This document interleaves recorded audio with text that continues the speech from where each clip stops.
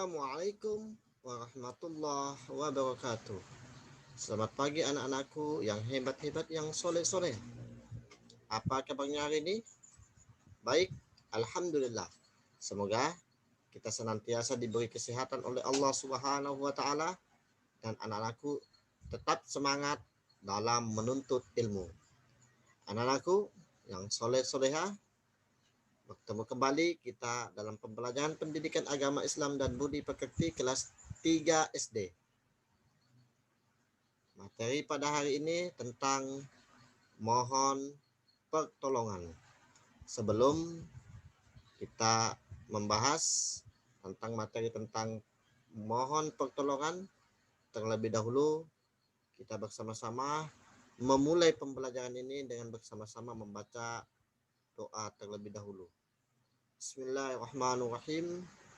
Rabbi zidni ilma warzuqni fahma. Amin amin ya rabbal alamin. Mudah-mudahan dengan pembacaan doa tadi segala harapan, cita-cita dan pembelajaran kita pada hari ini dikabulkan oleh Allah Subhanahu wa Ta'ala, dan semoga segala aktivitas kita, segala kegiatan kita pada hari ini selalu mendapat ridha Allah Subhanahu wa Ta'ala. Amin amin ya rabbal alamin. Anak-anakku yang hebat-hebat, yang soleh-soleha, pertemuan kali ini tentang mohon pertolongan. Minggu yang telah lalu kita sudah membahas tentang materi ikhlas. Selanjutnya pada pembahasan ini tentang mohon pertolongan di halaman 96. Bisa dibuka bukunya, buka bukunya. Selanjutnya, Allah Subhanahu wa Ta'ala sebagai satu-satunya tujuan dalam beribadah. Jadi kita beribadah, kita sholat, tujuan dari ibadah itu hanya Allah Subhanahu wa Ta'ala. Hanya kepada Allah kita memohon pertolongan. Allah melarang kita, melarang hamba-hambanya memohon pertolongan selain memohon pertolongan dari Allah Subhanahu wa Ta'ala. Ya. Jadi hanya Allah lah satu-satunya tempat kita memohon, tempat kita meminta pertolongan hanya kepada Allah Subhanahu wa Ta'ala. Masalah kita, urusan kita mengadu hanya kepada Allah Subhanahu wa Ta'ala.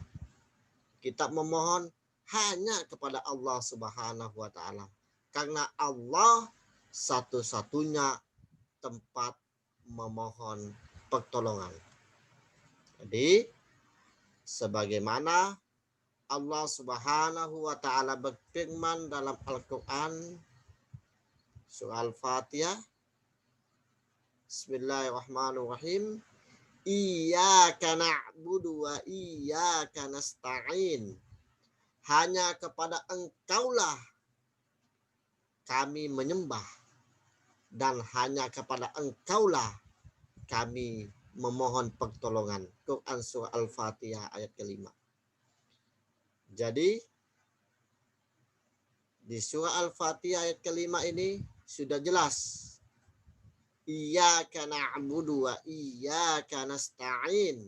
Hanya kepada Engkaulah, hanya kepada Allah lah kami menyembah, dan hanya kepada Engkaulah kami memohon pertolongan. Engkaulah maksudnya di sini adalah Allah Subhanahu wa Ta'ala. Memohon pertolongan kepada Allah Subhanahu wa Ta'ala dengan cara berdoa kepada Allah Subhanahu wa Ta'ala. Berdoa dilakukan setiap hari, baik di waktu sempit maupun lapang. baik di waktu susah maupun di waktu lapang, di waktu kehidupan lagi enak-enaknya, di waktu sehat maupun sakit, dan di waktu senang maupun di waktu susah. Kita berdoa kepada Allah Subhanahu wa taala setiap hari. Kita memanjatkan pertolongan hanya kepada Allah setiap saat. Ya, di waktu sempit maupun lapang, di waktu sehat maupun sakit, di waktu senang maupun susah. Kita selalu memohon berdoa kepada Allah Subhanahu wa taala, karena Allah Subhanahu wa taala satu-satunya tempat memohon pertolongan. Kita selalu ingat kepada Allah Subhanahu wa taala pada saat dimanapun dan pada saat situasi bagaimanapun, harus selalu ingat kepada Allah Subhanahu wa taala, harus selalu berdoa kepada Allah Subhanahu wa taala. Selanjutnya, keutamaan berdoa diantaranya adalah Allah Subhanahu wa taala selalu menyertai hambanya untuk selalu berdoa kepadanya, untuk selalu berdoa kepada Allah Subhanahu wa taala. Jadi, ayo bekerja sama, kita lewatkan saja. Selanjutnya di halaman 97, sikapku, aku harus berdoa kepada Allah Subhanahu wa taala setiap memulai pekerjaan. Jadi, setiap kita memulai pekerjaan, setiap kita melakukan sesuatu, harus diawali dengan berdoa kepada Allah Subhanahu wa taala, agar setiap pekerjaan kita selalu mendapat ridho Allah Subhanahu wa taala, selalu mendapat apa yang kita inginkan, dan selalu segala pekerjaan kita menjadi ibadah di sisi Allah Subhanahu wa taala. Insya Allah aku bisa. Nah, berilah tanda checklist pada kolom yang tepat. Nah, ini kita baca sama-sama ya. Nomor 1, di sini nomor uraian selalu, sering, kadang-kadang, dan tidak pernah. Nomor 1, aku selalu berdoa kepada Allah Subhanahu wa taala. Jadi, apa kira-kira anak? Ya, selalu. Karena kenapa?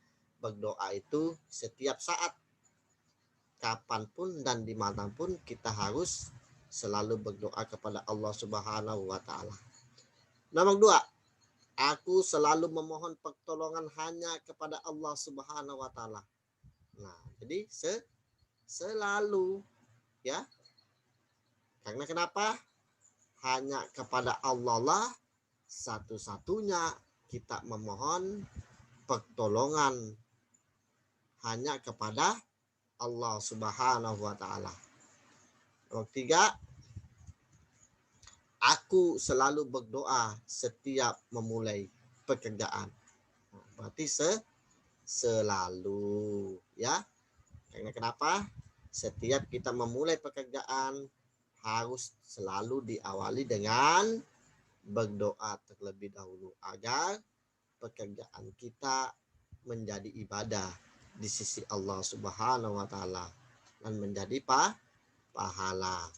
Ya. Inilah pertanyaan kita sudah sama-sama menjawab.